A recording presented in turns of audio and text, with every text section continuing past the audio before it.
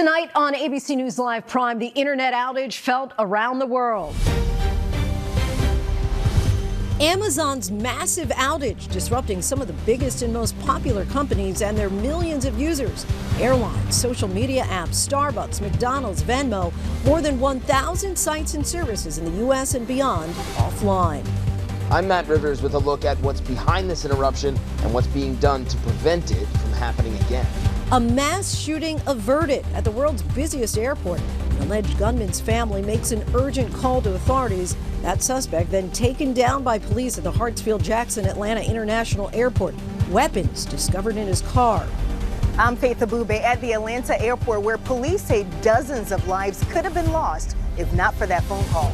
The most famous museum in the world is a crime scene tonight as investigators hunt the 4 thieves who stole France's crown jewels in a stunning daylight heist. I'm James Longman outside the Louvre, where authorities are gathering clues as to who could have pulled off this heist. Nearly 3 weeks into the government shutdown, demolition is underway today on the historic East Wing of the White House to make room for the $200 million, 90,000 square foot ballroom promised by President Trump.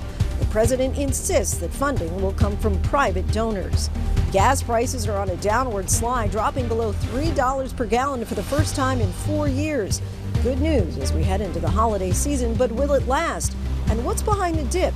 We go behind the numbers. Self-deportation. Nearly 5 million households in America have a mix of U.S. citizens and non-citizens, and now some are making the difficult decision to break up their families in order to avoid detention and deportation, as the Trump administration calls on those in the country without legal status to self-deport to their home countries. In tonight's Prime Focus, we follow one family making that difficult choice. We started seeing people that were being picked up for dumb things, like not criminals. I did not want my husband wrapped up in that. From ABC News World Headquarters in New York, this is Prime with Lindsay Davis. Good evening, everyone. I'm Lindsay Davis. Thanks so much for streaming with us. We're following the ripple effects of a massive internet outage. An Amazon Web Services error crippled crucial apps and websites that run everything from Ring doorbell cameras to digital medical records to banking systems. The outage spread far and wide, exposing a weakness in the very underpinnings of the internet. But first to breaking news. A mass shooting was thwarted just in time at the world's busiest airport today. Police say this is the suspect entering Atlanta's Hartsfield-Jackson Airport with plans to open fire in the terminal. Authorities say surveillance video shows the suspect surveying TSA lines and that his next move would have been to return to his truck parked just outside and retrieve an AR-15 assault-style rifle and 27 rounds of ammunition.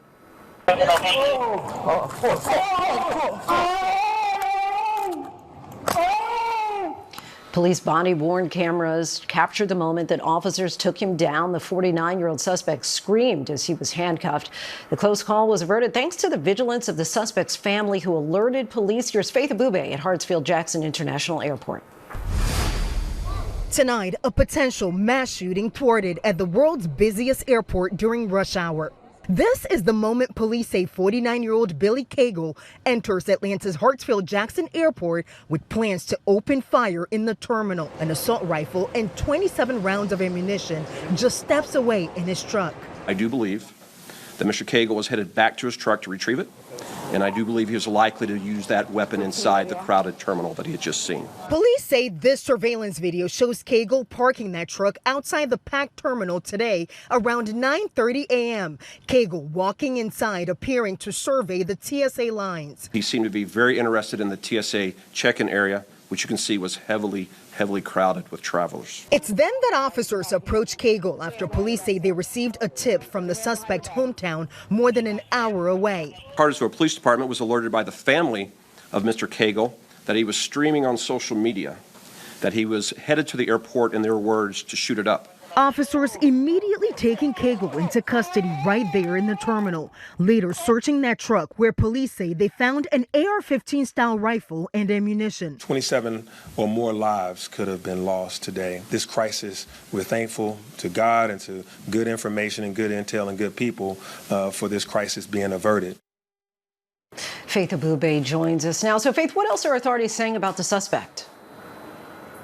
Well, Lindsay, authorities are crediting his family actually for flagging those violent threats online. They say that he is a convicted felon with mental health issues, and tonight he is behind bars on multiple charges. Lindsay. All right, close call there. Faith Abube for us. Thanks so much, Faith. Now to major developments in the massive global internet outage. Amazon says the issue has been resolved, though the ripple effects are still affecting everything from air travel to streaming services and gaming. The outage is linked to Amazon Web Services, the largest cloud service provider in the world with more than 2 million clients. Our tech reporter Mike Dubusky is standing by. But first, Matt Rivers has the details.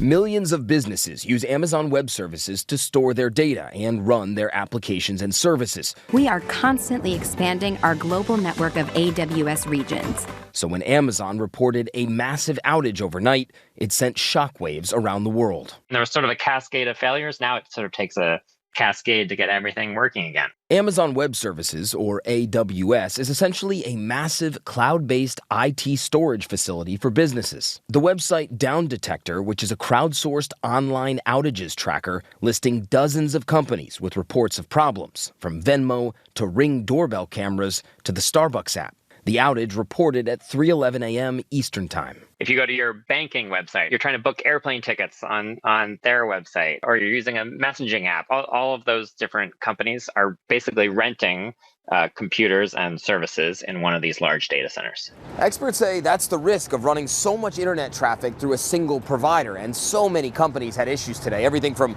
ordering food from McDonald's to placing a bet on FanDuel to telling your friends about it on Snapchat. By 6:35 a.m. Eastern Time, Amazon reporting the underlying DNS issue has been fully mitigated. But outage reports for AWS continue this afternoon, according to Down Detector. Even once they fix some of those problems, there's going to be a big backlog, and there'll be errors that will take some time to get worked out. So many impacted by this. Matt Rivers joins us now. And Matt, given the widespread impacts of this outage, what's the takeaway from all this? Well, it's a reminder that roughly 1/3 of all internet activity functions with Amazon Web Services, which is to say we are all incredibly vulnerable as a society when something like this happens, Lindsay. Certainly the case. Matt Rivers for us. Thanks so much, Matt. The Amazon Web Services outage has global impacts on security, financial systems, and infrastructure. Let's get into the ripple effects of this massive failure with Mike Dubusky, technology reporter at ABC News Radio. Mike, thanks so much for joining us. So let's just get a sense, how much of the internet does rely on these Amazon internet services? It's a huge slice of the internet, Lindsay. From what we understand, more than 1/3 of the global cloud computing market goes back to Amazon Web Services. Again, the service that saw this major outage today. Another 1/3 of that is accounted for by just two companies, Google and Microsoft. So we've really centralized a lot of power in the hands of just a few companies here. And what that has resulted in is huge disruptions across much of the internet landscape. We've been talking all day about the services that were impacted: Starbucks and McDonald's, Roblox and Fortnite. This really cuts a huge cross-section of the internet down. It does seem like things are getting slightly better, but even still, this was a very frustrating day for many. It's certainly the case. You say things are better. What is the status now? Yeah, so Amazon initially said that they'd resolved the basic issue. This was a DNS server. It was, for fear of getting too technical, a problem with a technology that translates human language into something that a computer can understand. That was the core of this problem.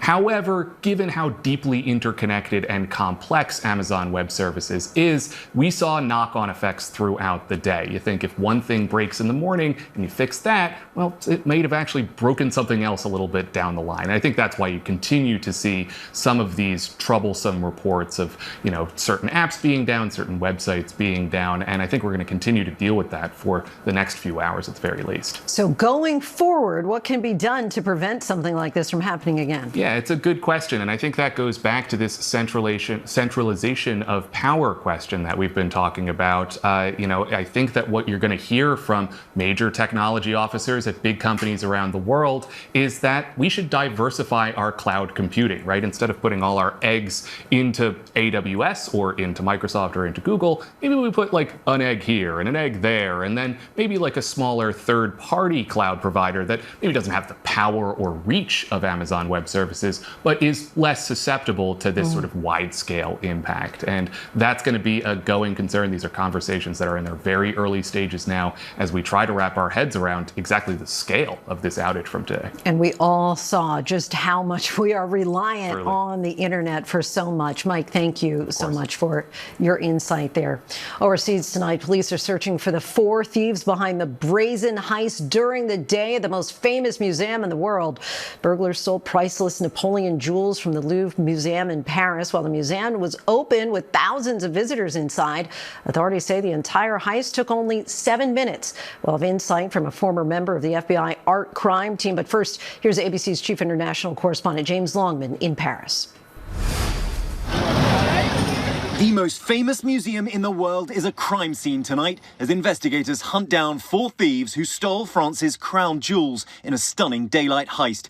Officials say the gang struck shortly after opening Sunday. This is the busy road the thieves came down. Remember, we are right in the heart of Paris. They parked up here, placed that mechanical ladder up against the balcony, and you can see the broken window where they made entry. In less than 10 minutes, 2 of the men disguised as construction workers cut their way into the Apollo Gallery using power tools a few hundred yards from the Mona Lisa and raided some of France's most important crown jewels. Moments later, they were back on the ground, jumped on 2 waiting scooters and disappeared into Sunday morning traffic. 8 priceless items taken, including this elaborate brooch encrusted in more than 2,400 diamonds, sapphire, emerald and diamond jewels, all part of the 18th century Royal Napoleonic collection. But authorities say this professional job didn't go entirely to plan. They dropped the gold and diamond crown of Empress Eugenie, some 200 years old, on the street, causing severe damage. Also left behind their tools, a blowtorch, gloves and gasoline, all now in the hands of investigators hoping for DNA evidence. At the Ministry of Culture, where the beauty and heritage of France is on proud display, some difficult questions for the woman meant to keep French history safe. Madame la Ministre, James, the minister is clearing her desk to make sure there's nothing suspect. It's the desk where, in part, this investigation is ongoing. All the evidence points to organized crime, she tells me. This was a simple but spectacular operation. They spent just 3 minutes and 50 seconds in the gallery, but we can't rule out an inside job, she says. Still such mystery here. James Longman joins us now from the Louvre. So, James, what are authorities saying about the timing of the crime?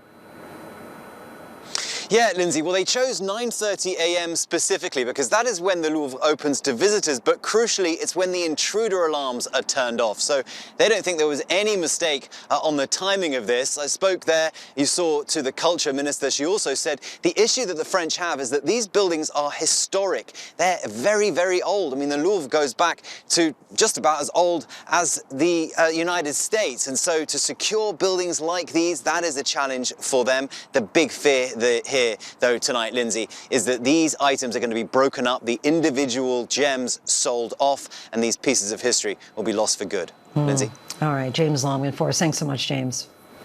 Joining us now is Timothy Carpenter, former head of the FBI's art crime team and currently the managing director of Argus Cultural Property Consultants. Timothy is also the author of The Grabe Robber, the biggest stolen artifacts case in FBI history and the Bureau's quest to set things right. Tim, thanks so much for joining us. First, just curious to get your reaction. It seemed like what happened in Paris inside the Louvre was more apropos for a set in Hollywood.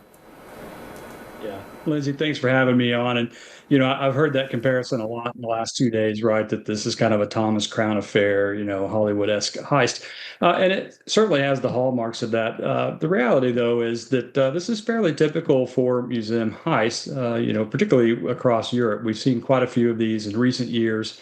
And, you know, the fact that they did strike right at opening kind of fits with the standard modus operandi. We've seen that historically over the last couple of decades, that thieves do prefer that time because, as your correspondent said, that's right when the museum is getting open for business. They're settling in for the day. And, of course, the alarm systems have generally been disabled. In your experience, what's the likelihood that these objects will be recovered and that the suspects or the thieves will be captured? Well, I think the likelihood today is still quite high. We're very familiar with our partners over in France and their law enforcement capabilities. They're quite good at what they do. And I know that this is going to be an all hands on deck issue for them. And they're going to roll out every resource that they have at their disposal. And so I think the chances are quite high that they'll be successful. And you were just mentioning this as well as James. This heist happened in broad daylight while the museum was open. What does that tell us about the thieves and the security at the Louvre once people are going in and out and going through the Louvre? Well, again, I think part of their plan was to wait until the alarms had been disabled. And then, today, right, people go for their phones. When they see a crime occurring, their natural reaction is to reach for their phone and not actually interfere with the crime or try to prevent it in some way. So I think the thieves were banking on that response. Stealing high-profile pieces such as these would be extremely difficult to resell, it would seem, or move without getting caught. Why do you think that these pieces in particular were targeted? Well, it's a great question, and it's on everybody's mind today, right? We've seen in past years, thieves tended to target artwork, two-dimensional pieces, paintings, prints, works on paper, those kinds of works. Those are exceedingly difficult to move into the market stream because everyone knows they're stolen.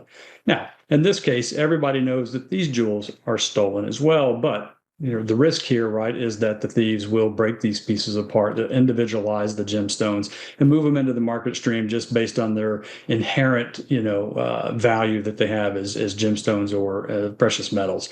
So that's certainly a risk here. Can you take us through the steps that investigators are taking right now to find the thieves and get these objects back?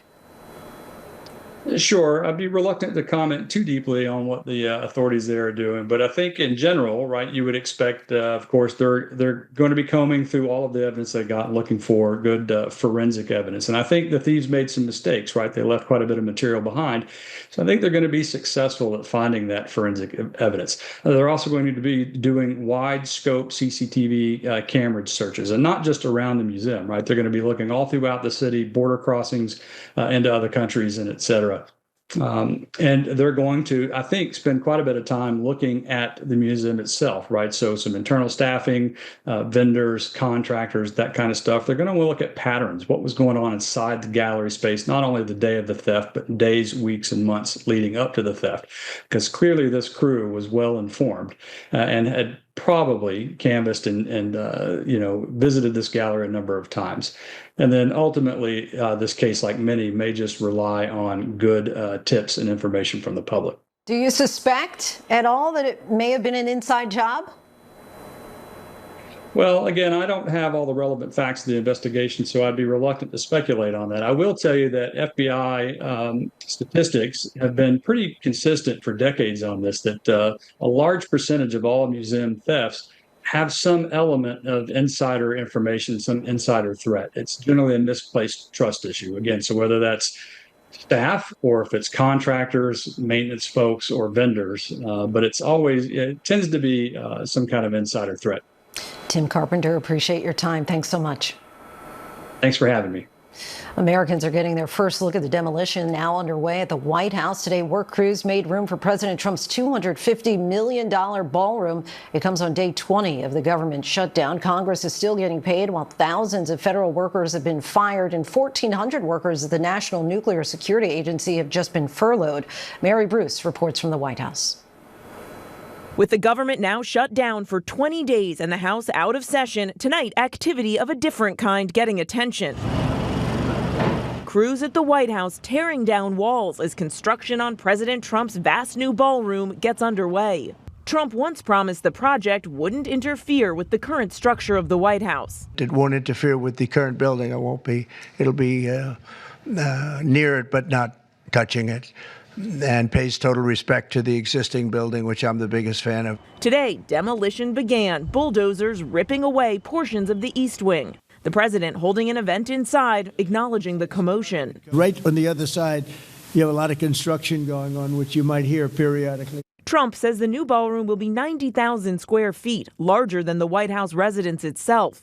It will hold 999 people and cost $250 million, which the president insists will come entirely from private donations. You'll have drinks, cocktails, everything on this floor.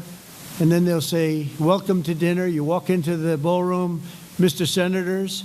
The president only briefly addressing the government shutdown today as its ripple effects are spreading.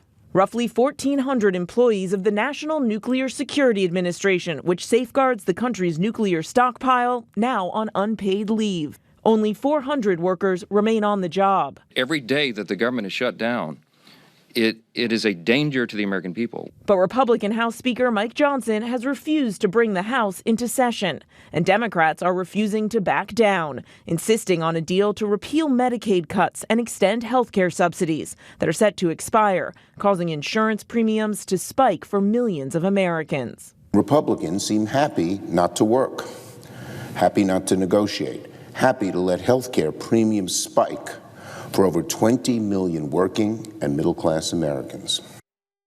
Still a lot of daylight between both parties. Mary Bruce joins us now from the White House. And Mary, I want to go back to your report talking about the renovation. The president claimed in July that the project wouldn't interfere with the current structure of the White House. Is the White House still sticking to that promise? Well, Lindsay, we've asked the White House how this new demolition squares with that pledge from the president not to touch or interfere with the existing structure, but so far, no response. Lindsay. Mary Bruce Force. Thanks so much, Mary. Thank you.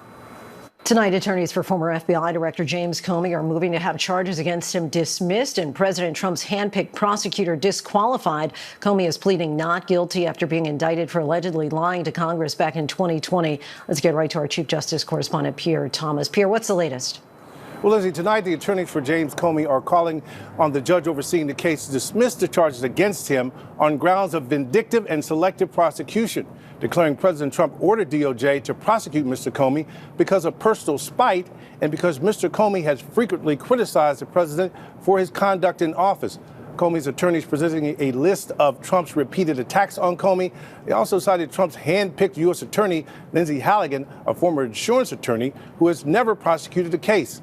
Comey's attorneys are calling her appointment unlawful, Lindsay. Pierre Thomas Force. Thanks so much, Pierre. Pleasure.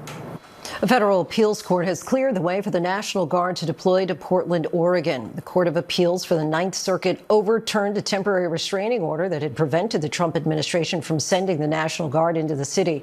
The court said the president has lawfully exercised his constitutional authority and can move forward with deploying 200 troops for 60 days. Oregon's Attorney General said the state would continue to fight for Oregon's laws and values. Remains found at a vacant middle school outside Philadelphia have been confirmed to be those of a missing 23-year-old woman. Kata Scott was reported missing by her parents earlier this month after she didn't return home from work.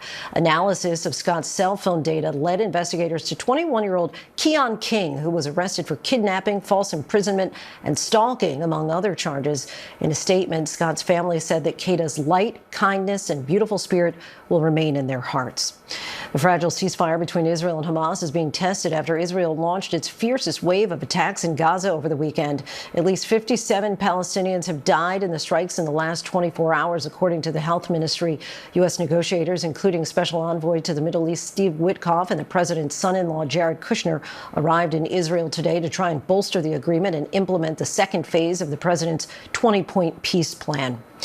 Tonight, Prince Andrew is under a new investigation linked to his ties with Jeffrey Epstein after giving up his royal titles last week. He's now accused of asking a police bodyguard for personal information about his chief accuser, Virginia Giuffre. Her abuse allegations will be made public tomorrow when her posthumous memoir is released. Here's Lama Hassan. Prince Andrew may have given up his royal titles, but tonight scrutiny over his friendship with Jeffrey Epstein is only growing. Scotland Yard is now investigating a report that Andrew asked his police bodyguard to dig up information on his accuser Virginia Giuffre, just as this infamous photo was about to be made public in 2011. In an email published by the Mail on Sunday, the prince reportedly writing to a palace aide, "I have given her date of birth and social security number for investigation." Giuffre long claimed Epstein trafficked her to have sex with Prince Andrew when she was 17, an allegation he's always denied. I have no recollection of ever meeting this lady. None whatsoever. But it comes as an explosive new memoir hits the shelves tomorrow, written by Giuffre before her death by suicide. He knows exactly what he's done. Andrew reportedly paid millions to settle Giuffre's claims without admitting wrongdoing. In one excerpt obtained by the BBC, Giuffre describes being trafficked by Epstein and Ghislaine Maxwell, writing, "They lent me out to scores of wealthy, powerful people. I believed that I might die a sex slave." Lindsay, no comment from Buckingham Palace tonight, but a royal source says that these new allegations that Prince Andrew may have asked his police bodyguard to investigate Virginia Giuffre should be, quote, examined in the appropriate way. Lindsay? Lama, thank you. Coming up, you may have seen them popping up on cities all over the country. Self-driving cars. Why one of the major companies behind them is now being investigated. And millions of households in America are a mix of U.S. citizens and non-citizens. So as more people without legal status make the choice to self-deport, what's the fallout for those families? We follow one family that's made that difficult decision. This is heartbreaking. I don't want to wake up on Tuesday without my best friend next to me. But that's what I'm being forced to do to keep him safe. Plus, it may be the best time to fill up that gas tank. What's driving gas prices below $3 in some places, and how long it could last.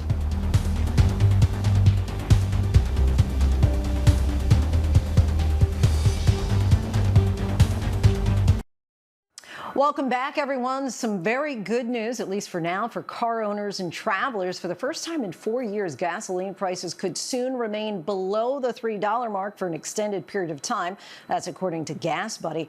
Falling crude oil prices, a quiet hurricane season, and lower demand in general, each playing a part in tonight's By the Numbers.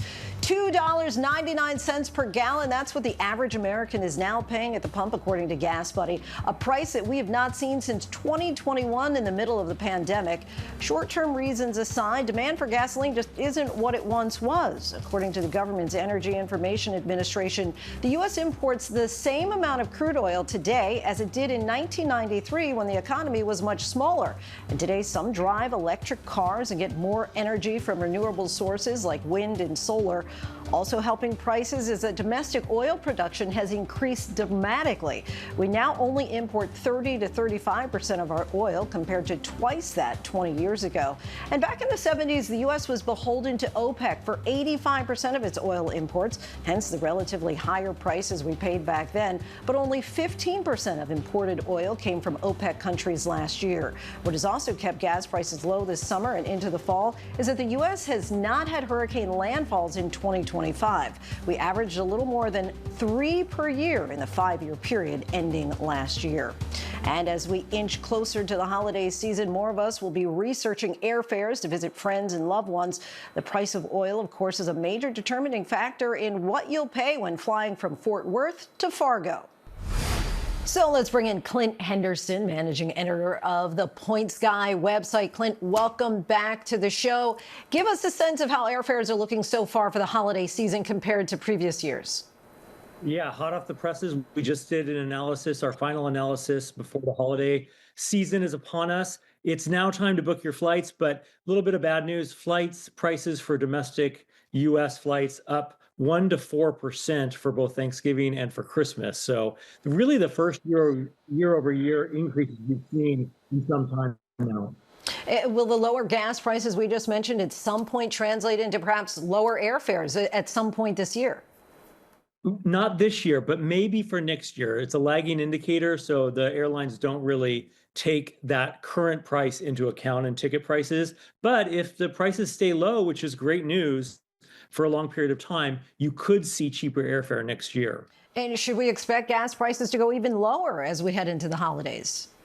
I think we're about at the bottom right now because you'll start to see an uptick as more and more people start planning their trips home to drive for the holidays. So you will see an increase in demand that increases prices, but most analysts think that we're in the low gas era, at least for the next several months. So that's great news. Unless you live on the West Coast. The West Coast folks, California, Hawaii, they're still paying over $4 a gallon. So not such great news for those folks. But any reduction in price is a good thing. That is a good thing. And speaking of that, with regard to the holiday travel, they'll be here before you know it. Thanksgiving, Christmas, New Year's, all right around the corner. When's the best time to book for flights for the holidays?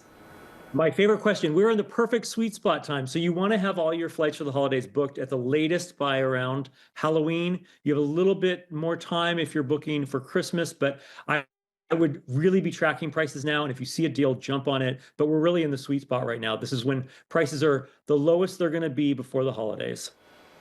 So a funny little thing at my household, I know sometimes I might be looking for a flight on a Friday or Saturday. My husband will say, you know, you've got to wait until Tuesday. Does that advice still stand? I see you shaking your head. No, that is legend. That is not true. Now, it does matter when you fly. So if you fly on the holiday, if you fly on a Tuesday or Wednesday, sometimes you'll see cheaper prices. Also check those early morning flights. But when you book, what time of day, if you wait till midnight on Tuesday, that's total trash. Not true. Don't worry about it. Just monitor prices with something like Google Flights Tracker. Total trash. I'm going to be playing this for my husband tonight. Clinton Henderson, thank you so much. Always good to have you on the show. See you, Lindsay. Coming up, we now know it's often a mistake not to give children peanuts from an early age. A new study tells us just how much peanut allergies have dropped in recent years since the guidelines changed. And the heavy toll borne by a family when an undocumented parent must self-deport. We follow one father's journey back to Mexico, leaving his wife and 2 daughters behind, even after paying U.S. taxes for a decade.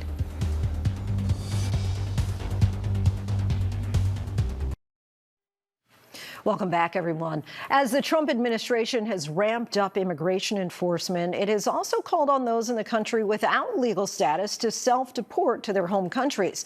There are some 4.7 million households with a mix of U.S. citizens and non-citizens, and now some are making the difficult decision to break up their families in order to avoid detention and deportation. Matt Rivers, along with our ABC-owned station WTVD in Raleigh, North Carolina, followed one such family making that difficult choice.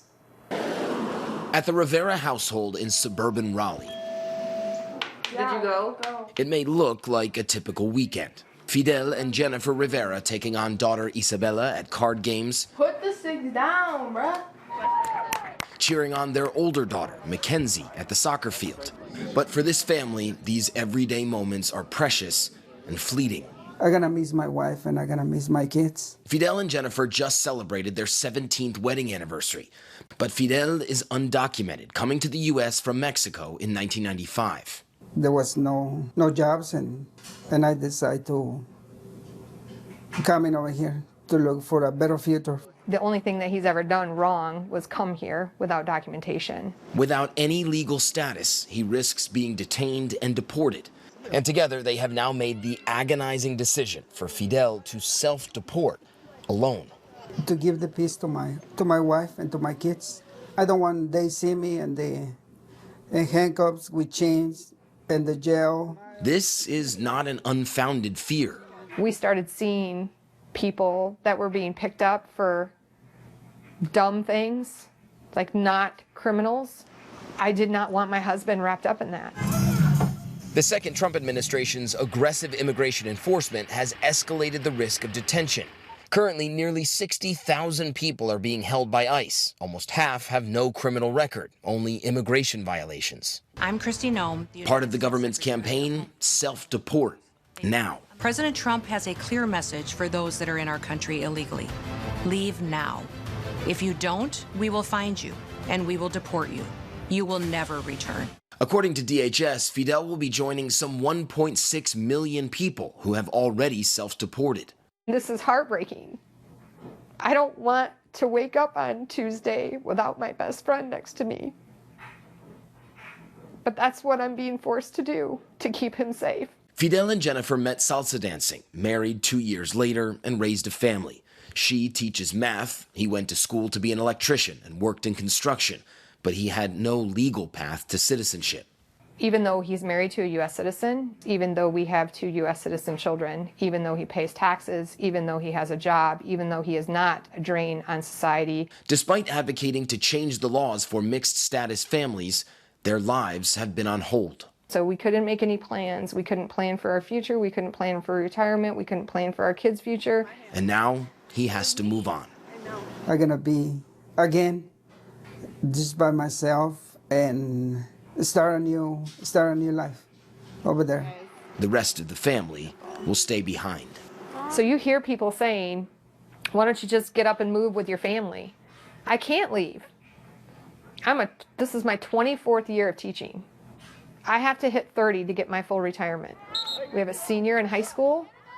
She doesn't want to leave her senior year. You're telling me in 6 months when I'm about to have my graduation or something like that, that one of my parents is not going to be there.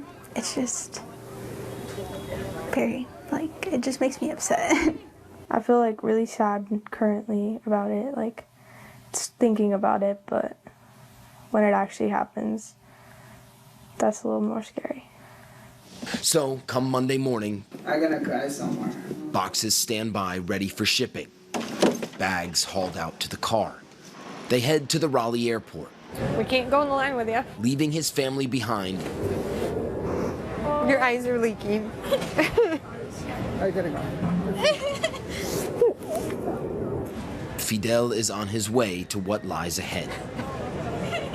First, a flight to Mexico City. Llegando aquí a México, me siento triste.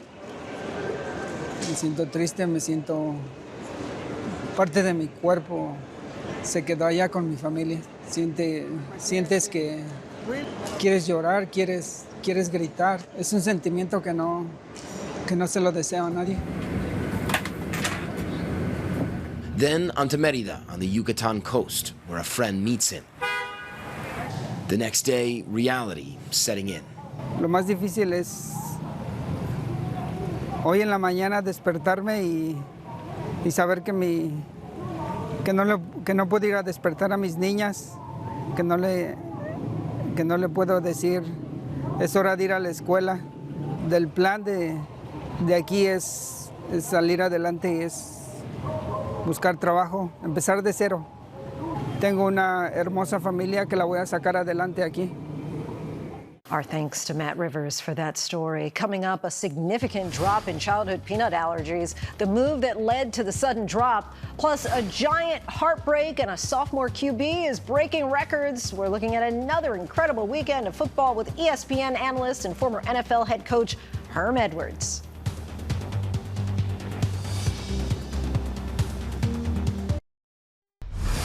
Stealing a line from the movie, when you, as Bruce, are talking to John and you say, I'm just trying to find the real in all the noise. Yeah. How did you go about achieving that, finding the real in all the noise? In the beginning, like I said, I was so focused on sounding like Bruce, looking like Bruce, all these things, the opinions of Bruce's fans, which are all valid, and those relationships are rich, and he's adored. But I think at a certain point I had to stop looking. I had to figure out what was honest to me, what makes sense to me. We've seen Bruce Springsteen on stage, and we've seen him interviewed, and he's spoken a lot, and he's written a book. But what does this man look like, alone in a quiet room? And that was my focus, and that allowed me some peace, I think, in the process, which could be, noisy at times, absolutely. His star isn't just rising, it is soaring. Jeremy Allen White has become one of Hollywood's most sought-after leading men. This week comes his most anticipated role yet in Springsteen, Deliver Me From Nowhere. White gives us a window into Bruce Springsteen's life at a pivotal and now iconic moment. In our latest installment of All Access with Lindsay Davis, we sit down with White to talk about becoming the boss and the road that led him there. It starts streaming tomorrow on Hulu on Disney+. The long road home for thousands of Alaskans slammed by a typhoon. What a new allergy study reveals about introducing peanuts and the breakthrough gene therapy that helped one little girl hear. These stories and more in tonight's Rundown.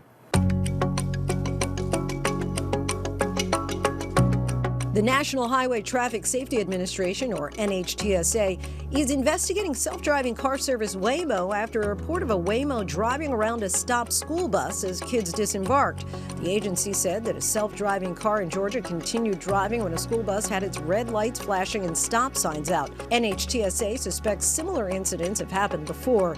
In a statement, Waymo responded that they were working with NHTSA, adding that their vehicles are involved in 12 times fewer injury crashes involving pedestrians than human drivers.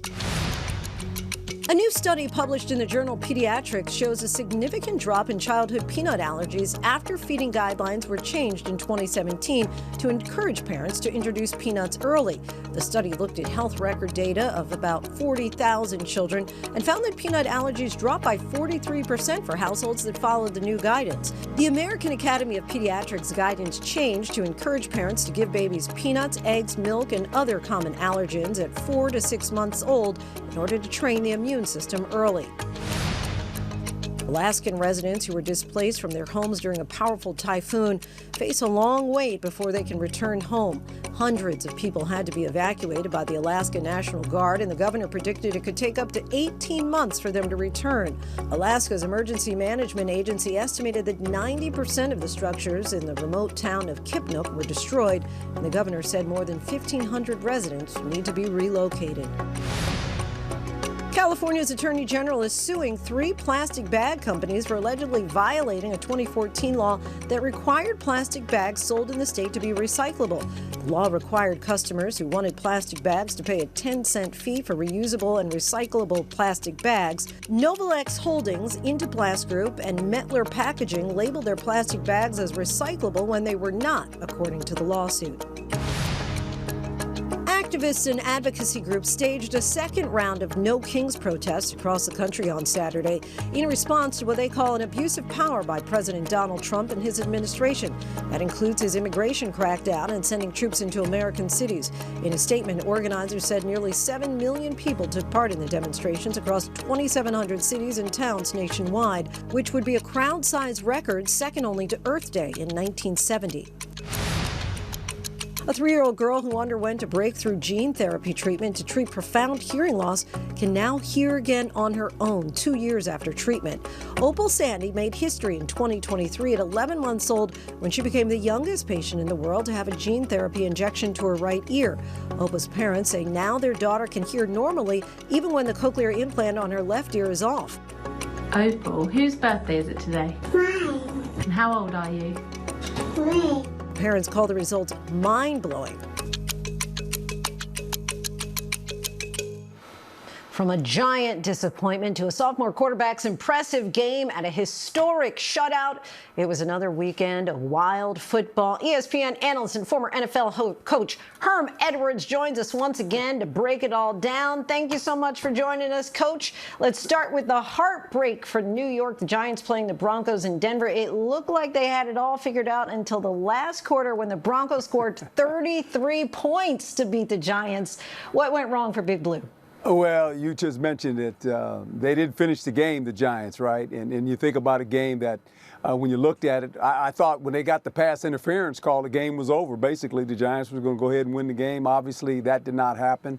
I think a little bit it has to do with maybe the game being mismanaged by the Giants, allowing the Denver Broncos there at the end when they only rushed with 2 to 3 guys at times, gave the quarterback too much time, and then eventually they marched the ball down the field and kicked the field goal. So that's a tough loss for the Giant fans. There's no doubt about that. But they have a quarterback. They got a young quarterback, so they're good. There's still hope. And let's turn to the Patriots. Drake May became the first quarterback in the Super Bowl era to complete 90% of his passes, throw more than 200 yards, and rush for more than 50 yards in a single game.